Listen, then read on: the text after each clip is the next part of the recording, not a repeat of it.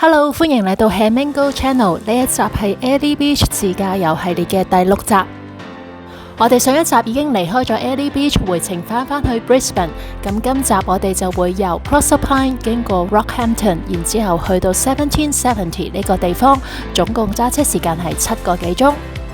今集嘅內容包括有去到 Rockhampton 參觀一間喺天然洞穴入邊嘅天主教教堂，係一個好特別嘅婚禮場地。然後去到1770呢個咁得意嘅樹林入邊散步同埋影相，仲有分享我哋嘅 Clamping 初體驗，兩手空空就可以入住，而且係平民價。如果想知道更加多澳洲嘅自駕遊資訊嘅話，就快啲訂閱我嘅頻道啦。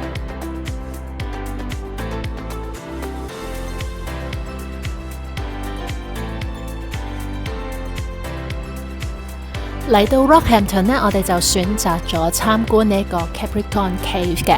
咁呢個係石灰岩嘅天然岩洞啦。咁佢喺1881年呢被發現嘅。咁而家呢係全澳洲最大嘅私人擁有嘅天然洞穴。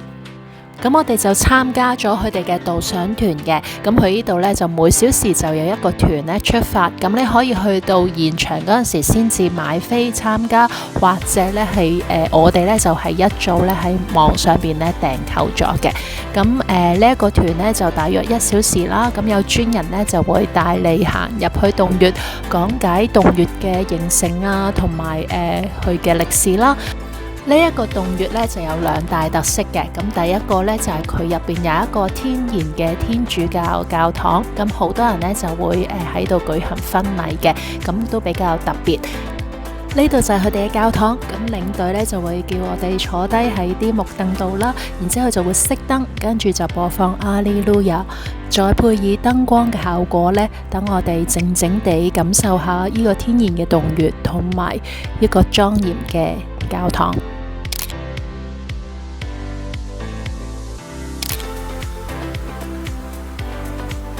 而家就帶大家去現場度感受下嗰度嘅氣氛啦。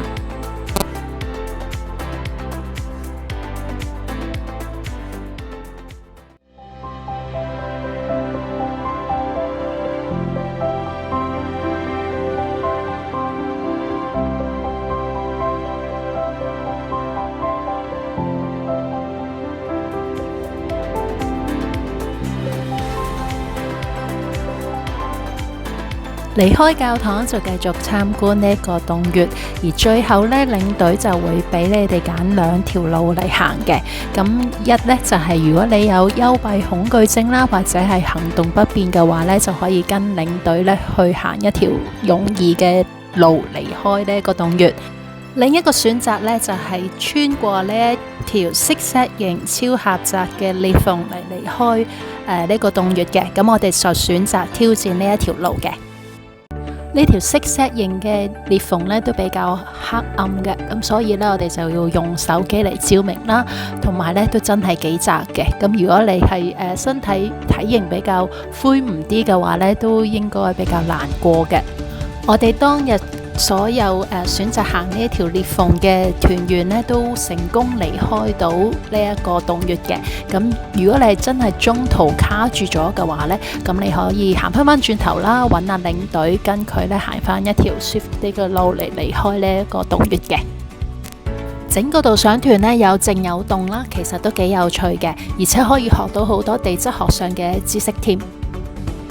咁如果你中意冒險啦，同埋想挑戰更加高難度嘅探索之旅嘅話呢，咁你就可以 join 佢哋嘅 Adventure Tour 啦。咁嗰個團呢就會攀爬嘅成分比較多啦，仲會有遊繩啦，同埋呢會帶你去到個洞穴出邊個頂嗰度呢係欣賞風景嘅。咁所以你就可以上翻佢哋嘅網站睇下有咩團呢參加，咁睇下邊個團會適合你啦。參觀完成個洞穴呢，我哋就會經由呢一條吊橋呢離開嘅。咁我哋呢而家就向下一站進發。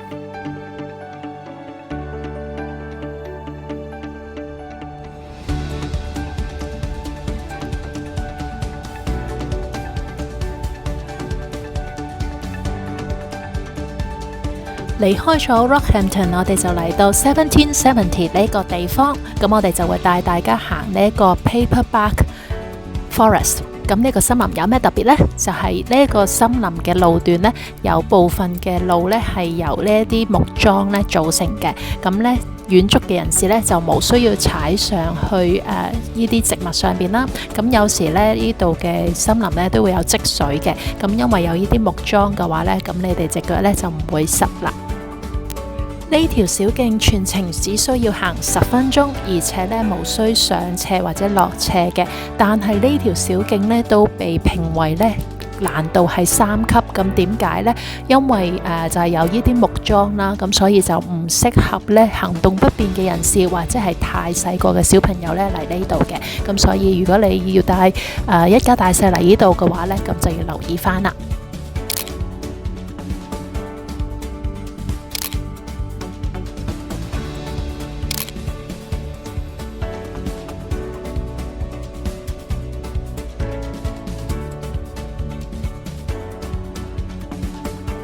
今晚呢，我哋就會住喺1770呢個營地度，我哋第一次嘅 camping。咁呢個營地呢，就係喺條公路嘅旁邊嘅，咁佢入口呢，就非常之唔顯眼嘅。咁只要你公路由100米轉到去80米嗰個牌呢，你就會見到右手邊呢度呢有一個入口嘅。咁呢個營地呢，就係叫做1770 Eco Camp， 咁佢掛名Eco 啦，咁所有嘢呢都好環保嘅。咁呢度營地呢分2種，咁有一種呢就係你自己可以揸露營車入嚟泊車喺度啦，或者呢自己紮營嘅。咁而另一種呢，就係佢已經有好多蒙古包喺度啦，咁你兩手空空呢，就已經可以入住而無需紮營嘅。咁呢一種呢，就係 glamping 啦。呢度嘅 glamping 呢就好貼地嘅，咁係一個平民價啦，咁唔係話特別奢華嗰一種好 glam 嘅露營嚟嘅。咁所以如果你嚟到嘅話呢，咁就唔好抱另一種期望，就係一定非常之靚、非常之奢華咁樣嘅。咁佢都，但係佢所有嘢 basic 嘅嘢都有嘅。咁佢只係有啲蒙古包啦，咁你就咁入去住啦。咁我一定要強調，佢哋張床呢係非常之舒服嘅，即使係平民價，但係佢哋張床呢亦都係好好嘅。咁你睇得到呢，成個營地呢其實係位於喺深山入邊嘅。咁雖然佢喺條公路隔離啦，但係其實都離條公路呢比較遠嘅，咁未必聽到任何嘅車聲。呢度嘅蒙古包呢就會自成一角啦，但係你見到幾個蒙古包呢係會聚埋一齊，所以呢隔離呢講啲乜嘢呢，你都係會聽得到嘅。好啦，而家就帶你入去呢個蒙古包度睇下啦。咁呢個蒙古包呢，就係2人用嘅，咁你就會見到雙人床啦，有一個籃啦，同埋呢有一個鞋架，咁仲有風扇啦，同埋燈嘅。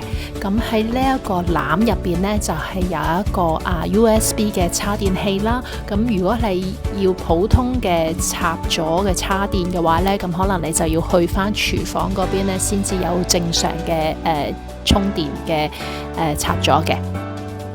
咁成個蒙古包呢，就有呢一啲窗呢係透氣啦，咁都唔會話太焗嘅。咁而且夜晚呢，因為我哋唔記得咗閂呢啲窗呢，其實呢成晚係超凍噶。咁而佢嘅門呢，都係有雙重嘅拉鏈啦，咁就防止啲蚊蟲入嚟嘅。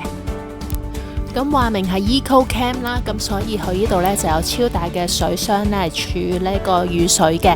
咁因為佢呢度用嘅呢都係雨水，咁所以你漱口嗰陣時呢，其實會有一種鹹鹹地嘅味嘅。咁所以我會建議大家呢，如果你要漱口嘅話呢，都用翻自己帶嚟嘅清水會好啲。